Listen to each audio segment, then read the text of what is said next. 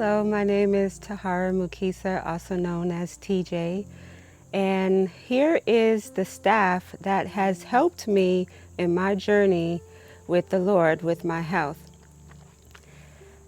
In being here for 18 days, I have seen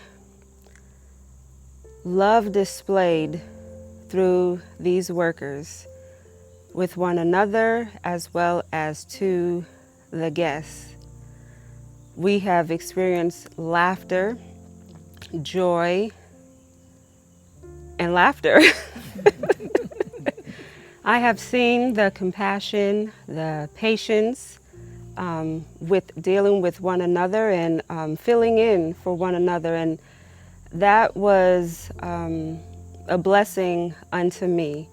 And I want to thank the Lord for allowing me to attend here for 18 days to bring healing to my life. I had struggled for years as a child, and I have come to know that Christ and Christ alone is the one that gives me the love, the assurance that I need, and not to look for it in man.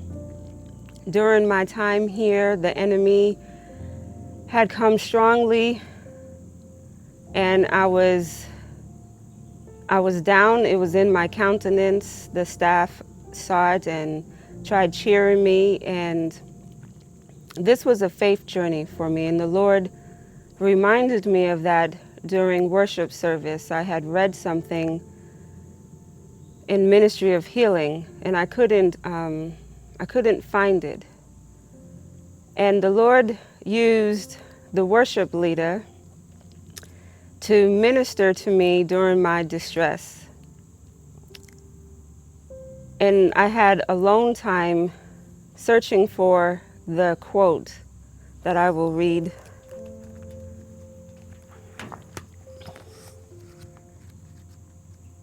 It is taken from Healing of the Soul. It says, many realize their helplessness. They are longing for that spiritual life which will bring them into harmony with God and are striving to obtain it, but in vain. In despair they cry, O wretched man that I am, who shall deliver me from this body of death? Romans 7:24. Let these desponding, struggling ones look up. The Savior is bending over the purchase of his blood, saying with inexpressible tenderness and pity, wilt thou be made whole? He bids you arise in health and peace. Do not wait to feel that you are made whole. Believe the Savior's word. Put your will on the side of Christ, will to serve him, and in acting upon his word, you will receive strength. Whatever may be the evil practice, the master passion which through long indulgence bids both soul and body, Christ is able and longs to deliver.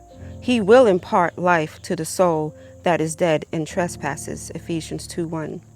He will set free the captive that is held by weakness and misfortune and the chains of sin. The sense of sin has poisoned the springs of life. But Christ says, I will take your sins. I will give you peace. I have bought you with my blood. You are mine. My grace shall strengthen your weakened will. Your remorse for sin I will remove. When temptations assail you, when care and perplexity surround you, when depressed and discouraged, you are ready to yield to despair, look to Jesus, and the darkness that encompasses you will be dispelled by the bright shining of his presence. When sin struggles for the mastery in your soul, burdens the conscience, look to the Savior. His grace is sufficient to subdue sin. Let your grateful heart, trembling with uncertainty, turn to him. Laid hold on the hope set before you. Christ waits to adopt you into his family. His strength will help your weakness. He will lead you step by step. Place your hand in his hand and let him guide you. Never feel that Christ is far away. He is always near. His loving presence surrounds you. Seek him as one who desires to be found of you. He desires you not only to touch his garments, but to walk with him in constant communion. Amen. After reading that, the Lord said, what room are you in? What is the name of the room? And I said, faith, Lord. And he said, where is your faith? And I was just like, wow. You know, even in the midst of coming here trying to get help for my health, my faith was being tested. But I praise God that I prayed the prayer of faith and laid all my burdens at his feet, and the darkness was gone that was hovering me.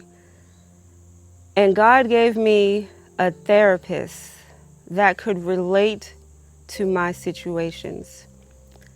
Things that I have experienced in my life recently, that the enemy was flooding me mentally with thoughts of suicide, that I just couldn't take it anymore. I didn't know what to do. I was trying, and no matter how hard I tried, it just got worse and worse. And it contributed to my health getting worse and worse. But God, had it not been for God allowing me to come here for these 18 days to be set free, I praise the Lord that I have experienced a love that I have never had in my entire life. And I know not to put confidence in man. And so I want to praise the Lord for allowing these individuals to bless me for these 18 days. And for those that are out there that may be struggling, God is right there. He's waiting for you. There's a text in Jeremiah 31:3.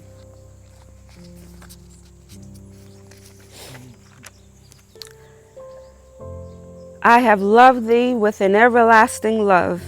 Therefore, with loving kindness have I drawn thee. I thank the Lord for my time, for being here, and it is not going to stop. With a made-up mind and with Christ, I can overcome. Amen.